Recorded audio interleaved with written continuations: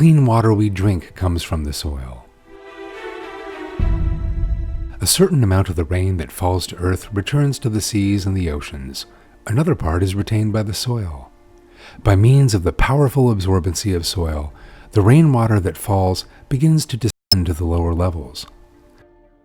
The water stops when it reaches an impermeable layer, and the level of water there starts to accumulate under the effect of subsequent rainfall. Eventually, the saturation point is reached and the accumulated water looks for a way to leave that stratum. By means of its high pressure, the water emerges upward from the weakest point in the structure of the soil and eventually reaches the surface.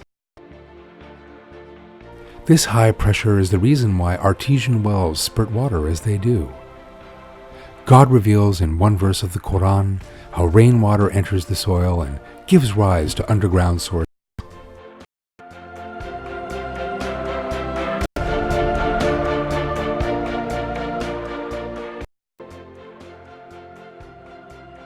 Do you not see that God sends down water from the sky and threads it through the earth to emerge as springs, and then by it brings forth crops of varying colors, which then wither, and you see them turning yellow, and then he makes them into broken stubble. There is a reminder in that for people of intelligence.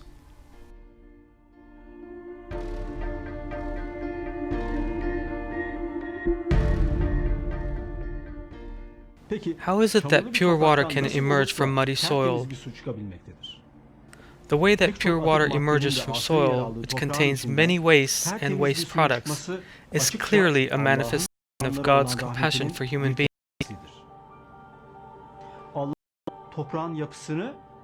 God has arranged particles such as sand, clay, and gravel in soil so perfectly that their arrangement serves as a kind of filter for the water that enters the soil, removing particles and impurities from it.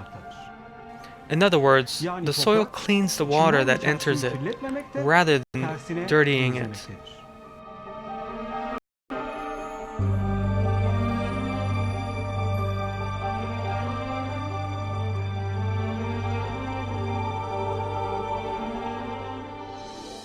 Since water sometimes descends to the deepest parts of the soil, its temperature rises, meaning that it dissolves various minerals as it passes through different layers and absorbs them. The result of that is thermal springs. It has been proved that various diseases that cannot be easily cured with drugs are improved by the use of thermal springs. These things are, without doubt, miracles created by God. Another point requiring reflection is water emerges in the form of springs. The structure of soil and water allows water stored underground to rise upward, and people thus enjoy easy access to water that falls from the sky and disappears into the depths of the soil. This is certainly a great blessing. It is a difficult and laborious task to locate the water that accumulates on the ground and raise it up several meters. By means of the properties that God has created in the soil and water, that water rises to the surface for people to use.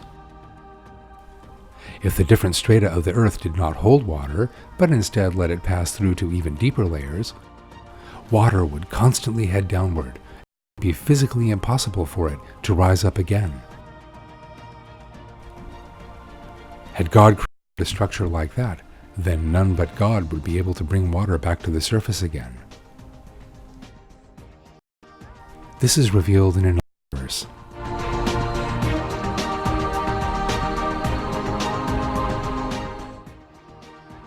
Say, what do you think? If one morning your water disappears into the earth, who will bring you running water?